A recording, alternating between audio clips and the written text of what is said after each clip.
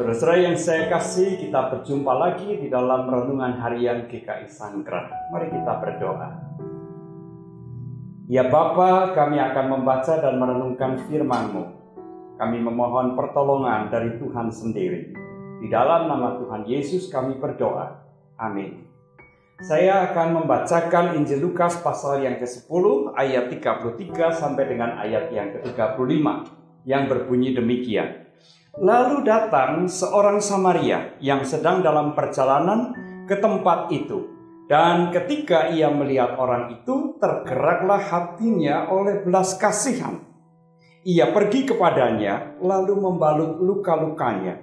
Sesudah ia menyiraminya dengan minyak dan anggur, kemudian ia menaikkan orang itu ke atas keledai tunggangannya sendiri, lalu membawanya ke tempat penginapan dan merawatnya. Keesokan harinya ia menyerahkan 2 dinar kepada pemilik penginapan itu. Katanya, rawatlah dia, dan jika kau belanjakan lebih dari itu, aku akan menggantikannya waktu aku kembali. Demikianlah firman Tuhan. Saudara-saudara yang saya kasih dalam Tuhan Yesus Kristus, kita mengenal ada kata-kata bijak yang mengatakan begini, jangan menilai buku dari kulit luarnya atau dari covernya. Artinya apa? Artinya janganlah gampang menilai seseorang hanya dari apa yang nampak secara jasmani. Nah, perumpamaan Tuhan Yesus yang diajarkan di dalam Injil Lukas ini tentang orang Yahudi yang menjadi korban perampokan, kemudian juga dianiaya sampai babak belur, lalu muncullah orang Samaria itu mau mengatakan hal semacam itu. Orang Samaria itu selalu direndahkan oleh orang-orang Yahudi sebagai orang yang tidak murni Israel lagi, najis dan hina. Nah, tetapi nampaknya Tuhan Yesus dengan sengaja memakai tokoh orang Samaria ini untuk menjadi tokoh yang baik di dalam perumpamaannya. Dan Tuhan Yesus memperbandingkan antara orang Samaria yang direndahkan tadi dengan imam dan orang Lewi yang sama-sama melihat dan melewati korban perampokan tetapi menghindarinya. Tetapi tidak demikian dengan orang Samaria itu. Ia melihat orang Yahudi orang Yahudi yang terluka akibat perampokan, dan ia segera turun dari keledai tunggangannya, lalu merawatnya, membawanya ke penginapan, merawatnya di situ, dan esok harinya ia meninggalkan uang untuk dipakai melanjutkan perawatan orang yang menjadi korban perampokan itu. Lalu si orang Samaria ini yang adalah pedagang melanjutkan perjalanannya dan dengan pesan kalau nanti uang yang dia tinggalkan itu masih kurang, ia akan menggantinya ketika kembali ke penginapan itu. Saya yang terkasih dalam Tuhan Yesus Kristus, orang Samaria kemudian juga dikaitkan dengan pedagang. Ya, bukankah itu seringkali dianggap sesuatu yang rendah? Ya, orang Samaria dianggap najis, tidak murni. Banyak juga pedagang yang kemudian dicap sebagai orang yang cuma mau cari untung, orang yang hidupnya hanya mencari keuntungan, bahkan kalau perlu merugikan orang lain.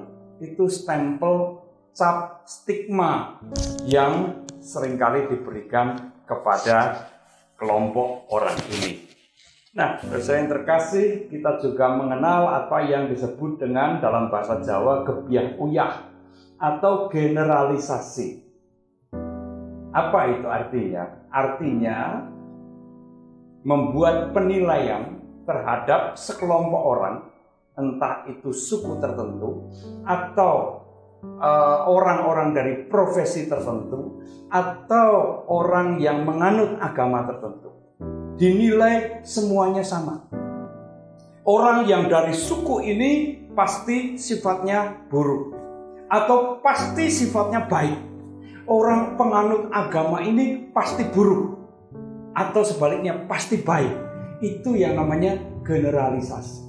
Sesuai yang terkasih dalam Tuhan Yesus Kristus, generalisasi itu selalu salah. Karena di setiap suku, di setiap profesi, di setiap agama, selalu saja ada orang yang baik. Tapi juga ada orang yang buruk. Membuat generalisasi, menyamaratakan semuanya, itu jelas sebuah penilaian yang salah. Tuhan Yesus dengan sengaja mengambil tokoh orang Samaria untuk membuka mata orang-orang Yahudi. Jangan menilai orang berdasarkan apa yang nampak secara jasmani. Jangan menilai seseorang dalam perhitungan dan pertimbangan lahiriah belaka. Nah, kita belajar dari apa yang Tuhan Yesus ajarkan. Jangan kita membuat penilaian generalisasi, menyamaratakan, memukul rata semua. Hanya dari apa yang kelihatan secara jasmani. Kalau kita mau menilai seseorang, kenali dulu dengan sungguh-sungguh, supaya kita dapat menilai orang tersebut secara lebih bijak dan lebih akurat. Supaya dengan demikian kita juga tidak menghakimi orang sesuka-suka kita sendiri. Biarlah apa yang diajarkan oleh Tuhan Yesus juga menjadi prinsip di dalam relasi kita dengan sesama kita. Amin. Tuhan memberkati. Mari kita berdoa.